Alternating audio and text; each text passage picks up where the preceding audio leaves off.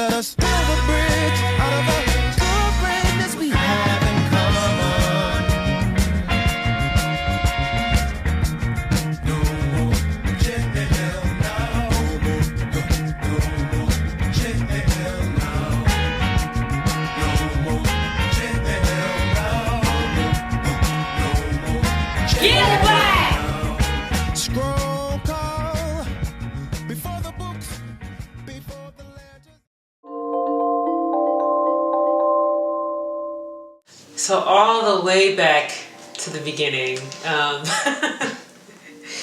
So I was born here to Nigerian parents. I'm Igbo, one of 6, and I have a twin sister.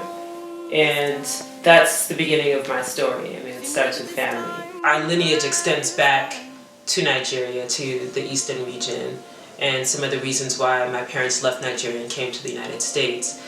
They were very politically active. My father and my mother were involved in our Civil War in 1967. So my dad was Brigadier General in that war. We were fighting to secede from Nigeria because of genocide that was taking place, where the Igbo people were being killed en masse.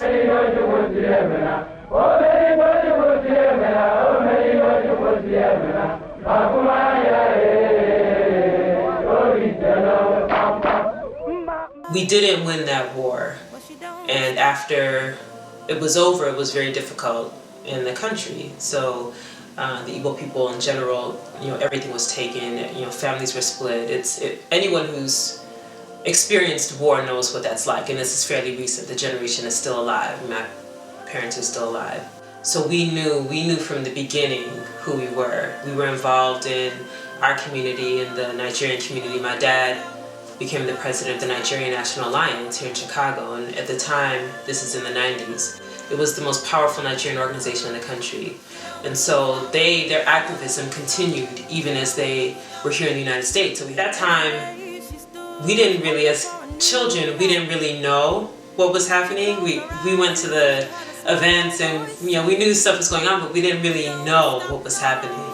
And I remember sometimes when there were people that would come to our house, this is our house in the suburbs, and we thought they were our parents' friends. And it was years later that we actually discovered that those were emissaries from the Nigerian government that they had sent to the US to intimidate my parents because of their activism.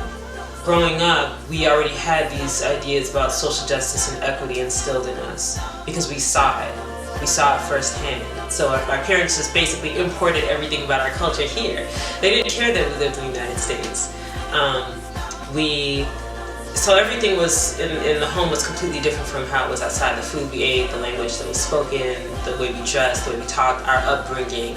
And so that created an interesting dynamic because when we left our home, it was just very interesting how we engaged with the notion of race, like even African American, which we looked the same, but culturally we were just worlds apart. We were bicultural. My identity, I remember distinctly because I think I was in 2nd grade, because we were talking about something about slavery, and I remember thinking, my ancestors weren't slaves. And I knew, at that time it became very clear, I knew that there was a distinction between myself and my peers. If we could come to a point where we understood who we are and the connectedness that's there and the fact that we're still connected, even though, your lineage here in the United States is longer, but if you recognize what your ancestry is, then that will change your worldview, not only about Africans from Africa, but about yourself. In undergrad, I was a journalist, so I had been exposed to journalism at a young age. It began to expose me to the power of being able to tell stories and the need to really get beneath the surface and explore these issues that are actually systemic. I had been told that I needed to perm my hair and that I have to wear all this makeup, and I wasn't going to do that. I was very staunch against having to dramatically alter myself for that craft. And so, and then I knew I wanted to go to law school because I wanted to know how to leverage every tool possible to work on behalf of people that need that need people who have these skill sets. And so in law school, I started looking at these multinational companies that are engaged in these environmental practices that are dangerous in other countries. And I was looking in Nigeria, I was looking in India, I was looking in China, and just looking at how multinational companies are able to go in and do things that they would never get away with in the United States or in other countries, maybe European countries. And it seemed, again, very unfair and very unjust. And there were just a lot of questions and a lot of frustrations that I saw in communities primarily on the south and west side of Chicago. So I started working in City Hall, in the mayor's office, across a broad range of policy areas. And that experience was fantastic in that it gave me an opportunity to really see how policy is made at the top level of government, but also to see that there was a clear disconnect between those who are making policy and those who are impacted by policy. And that really stood out from my term in City Hall. Every degree that I have attained or that I've earned has been used for a specific purpose. And it always comes back to some social justice issue, some inequity that I see, some unfairness that manifests in society in different ways. Before I finished my PhD, I started working in City Hall. So I worked in the mayor's office. I was doing a lot of policy analysis work with the group of fellows. That's how we started. And it was the perfect job for me. The position in the mayor's office was broad-based. I got to see all of that. The other value to that experience was that it gave me a bird's eye view of the city and how the city is run and how policies are made. And what became very apparent to me during my time in City Hall was that there is a clear disconnect between those who are making policy and those who are impacted by policy. You know, there were all of these things that really gave me a close-up view of what happens in the city, in City Hall. And that's a view that very few people have the opportunity to experience. You really have to know the city to make policy for the city. And you need people who have that background, that context to make good policy. And however, what I've seen in my take is that there's a difference between loving the city of Chicago and wanting to lead the city and wanting to be mayor of the city. I think the motivation is different. It's being mayor is a job. It's a job, it's an ambition. But when you're driven by an actual love for the city and love for the people, it creates a whole different dynamic. And so from my take, you have to love people to lead people. When I go out, I see the people who are living, whose lives are impacted by the things that we do on the 5th floor, on the 4th and 5th floor in City Hall. My tenure ended at the end of Mayor Daley's tenure, so our last day was May 16th of 2011.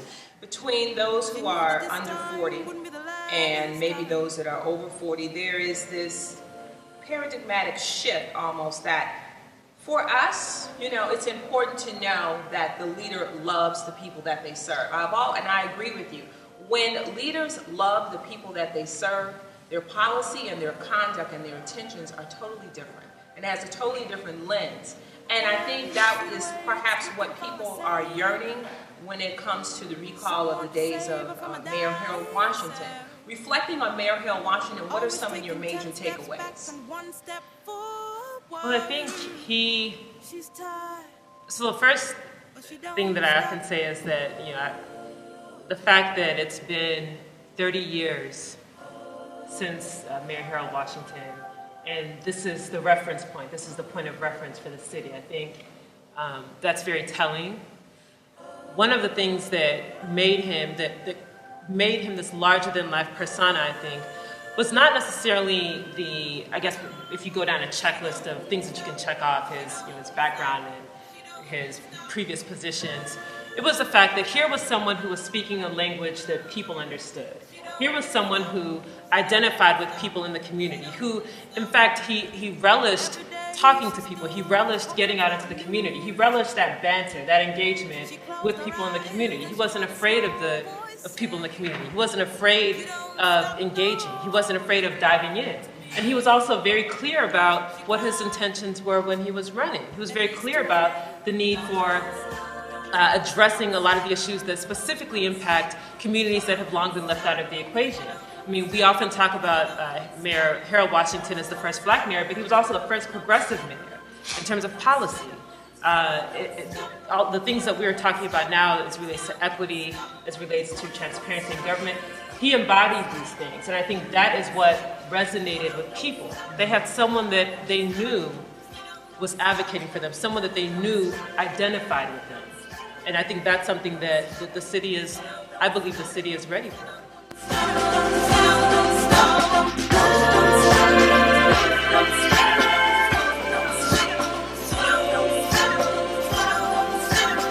I believe in equity in policy.